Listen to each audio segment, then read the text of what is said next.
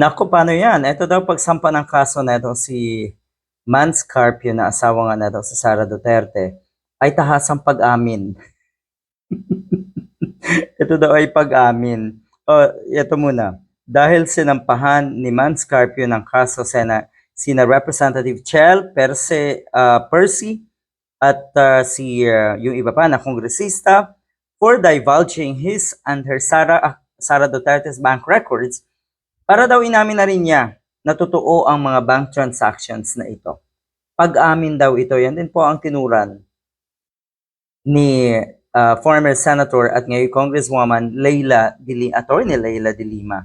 Ang pagsasampa ng kaso ni Manasseh Carpio, asawa ni Sara Duterte, ay pag-amin na rin sa pag-iral ng mga kahina-hinalang bilyon-bilyong pisong halaga ng bank transaction na inireport ng AMLAC sa impeachment proceeding. Pag-amin daw ito. Knowing the camp of Sara Duterte, kasama dyan si Carpio. Mga bobo daw. mga bababang uri ng abogado daw ito. At sino ba naman kasi ang kakagat? Sino ba naman kasi ang kakampi sa kanila? Mga mabababang uri din daw ng abogado. Ang Bangko Sentral po ay nagsalita na rin tungkol nga dito. Mantakin mo ang kakalabanin mo.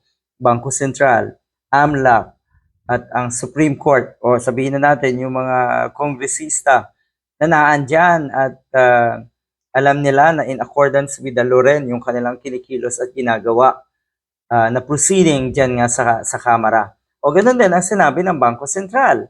Talagang ito ay tila ba kumuha ng bato. Malaking bato etong si Carpio at pinukpok sa sarili niya.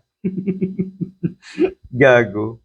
The Bangko Sentral ng Pilipinas said it acted in accordance with the law when it, together with the Anti-Money Laundering Council, allowed the presentation of bank transactions of Vice President Sara Duterte's husband Manasseh Carpio sa hearing or sa impeachment proceeding kamakailan.